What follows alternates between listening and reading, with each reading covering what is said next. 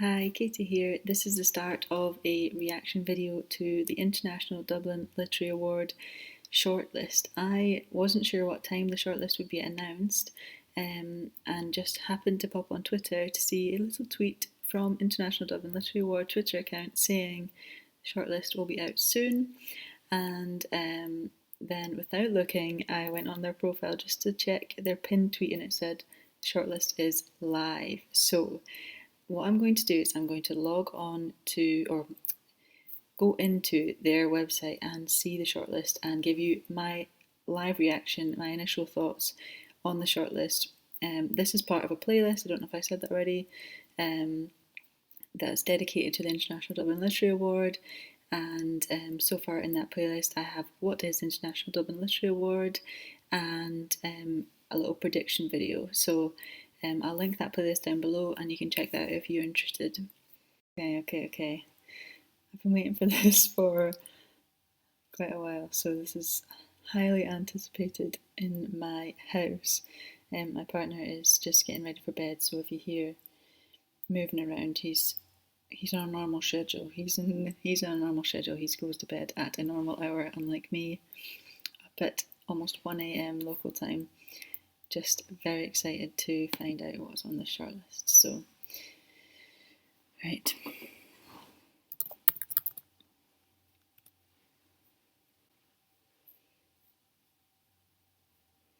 Ooh, right, okay. I am on the top 3 at the moment on their website. So, first off is All the Lives We Have Never Lived by Anuranda Roy. I'm sorry, my pronunciations of these will be shocking because I've never looked their names up or tried to pronounce them before. Now, this is one that I didn't have on my predictions, I'd never read it, but my library had it in, and I thought to myself, there's a possibility that that one will make the shortlist, just add an inkling, a feeling. So I'm glad my library has a copy and I know I can read it, which is very exciting. The second one is actually one that made my predictions list, and that is An American Marriage by Tayari Jones. Now, I loved this, so I'm looking forward to rereading it as part of reading this shortlist. That's exciting. Now, the third one is Disoriental by Negar Divadi. Now, I know my library has a copy of this, and my mum actually started reading it one time when she was visiting and I had it out from the library.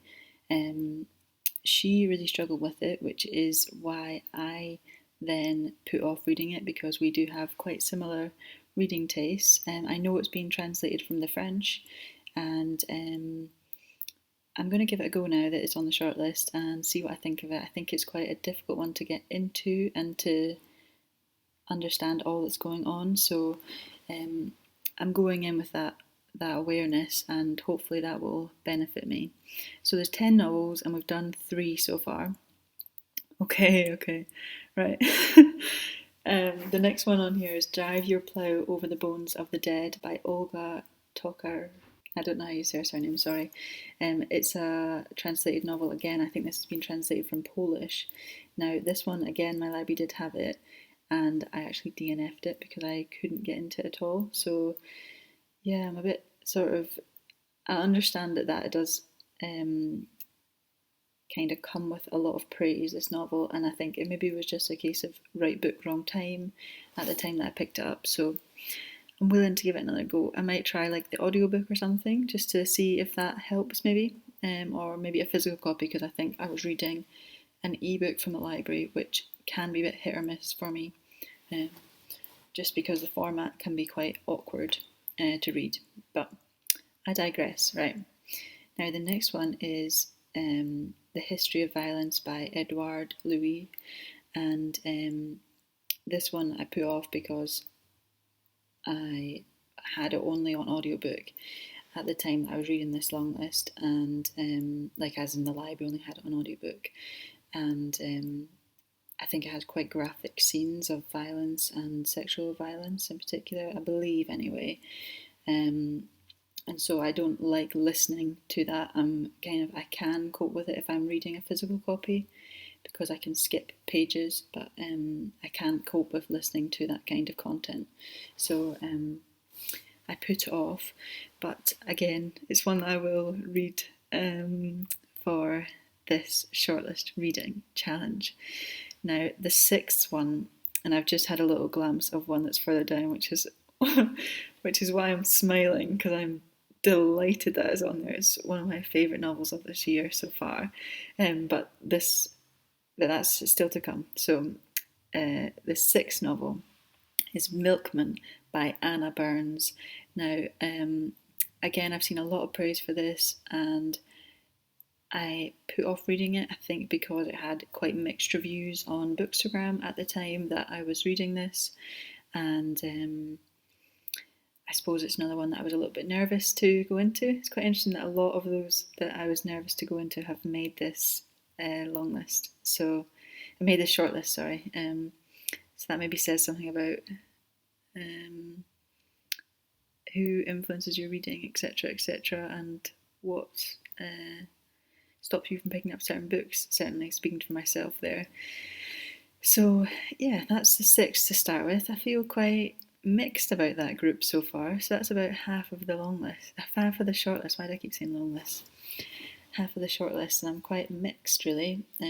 Absolutely really excited about An American Marriage being on there. I really loved that. I think I read that in like 2 days or something like that. I totally gobbled it up, and really enjoyed it. So let's see what else is on here. Oh, okay, right. Okay, so next up is The Friend by Sigrid Nunez. I think that's how you say the name again. Now, this is another one that I DNF'd. I was really drawn in by the cover on this. The cover is stunning. I'll hopefully add in like the book covers of all of these books. And I just really loved the cover. And I also read a really nice review of it. But I just couldn't really get into it myself. I couldn't. It's about grief. If I remember rightly, it's about grief. It's about this pet dog that she inherits from somebody who dies, or somebody who moves house and she inherits. I think the person dies. I think the person dies. She's grieving them, and her grief is connected to this dog, and the dog is grieving.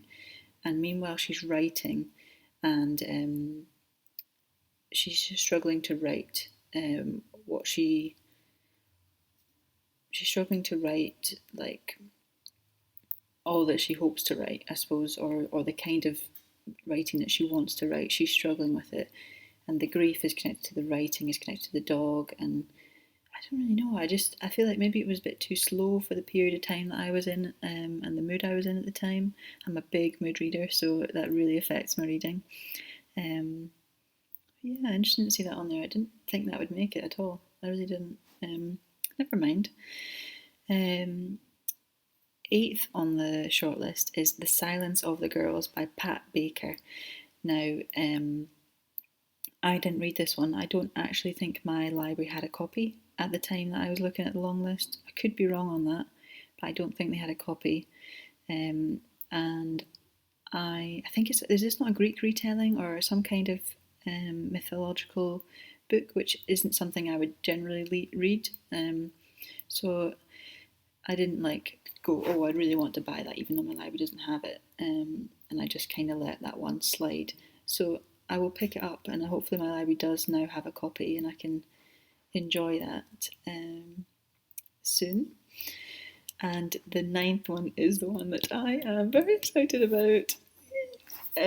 So the ninth book on the shortlist is There by Tommy Orange. This is one of my favourite books so far of 2020. I read this, I think, about March maybe, and thought it was just absolutely phenomenal. So yeah, I actually own a physical copy of this because it's one of the books that my library had an audiobook of, but I didn't quite agree with the narrator, I didn't quite connect with the narrator, and that's quite important for me with audiobooks. So I bought a physical copy because I was very intrigued by this and very excited to read it. And I'm very glad I did. I absolutely loved it. So I have that here, which is brilliant. Yay! So that's at 2 out of the 10 that I have guessed correctly. Now the 10th one, I should say, is Washington Black by Eze Edugian, and this is one I didn't read. I don't think my library had a copy at the time, or if it did, it was just one that I didn't quite get to. I think I started reading from A and prioritised those ones to start with, so I read quite a lot of the ones like A to F, maybe C, and then it petered off, and I just kind of selectively just randomly picked out ones as life kind of got in the way, I suppose. So Washington Black being starting with W, I didn't actually get that far. So that's exciting. I don't know a lot about this, apart from it's about an explorer, I believe. Could be totally wrong that, and it's very highly regarded. A lot of praise for that novel, so that's very exciting that I get to read that. So what can I say about this on the whole? Now, I thought there would be at least 3 translated novels on here. I believe the Edouard Louis novel is translated, so that would mean that there are 3. I'm shocked, I suppose, that Convenience Store Women didn't make it on there, but it is a short novel, and a lot of these are, well, apart from The Friend by Sigrid Nunes, a lot of these are chunkier novels. Maybe that's something that the judges value. I don't know. No idea. There seems to be quite a big range in terms of the heritage or the birth country of the authors, which is something that which is something that I track in my reading journal. So I believe Anna Burns is Irish. I believe Anuranda Roy is Indian, possibly. T.R.A. Jones, American. Negar Divadi, French. Olga Tokarczuk, sorry, I really struggle with that one. Polish. Again, Edouard Louis, I think French, but I'm not sure. I need to look that up. Sigrid Nunes, American. Pat Baker, not sure actually. Is she British? Or are they British? Sorry. Tommy Orange, Native American. Is he I don't know. I have a feeling maybe Caribbean, but I could be wrong. No, Canadian, I believe. Victoria, British Columbia, which I think is Canada. So that's exciting. It's very exciting. So, should I talk about who nominated these books? So, All the Lives We Never Lived, that was nominated by the Free Library of Philadelphia, USA.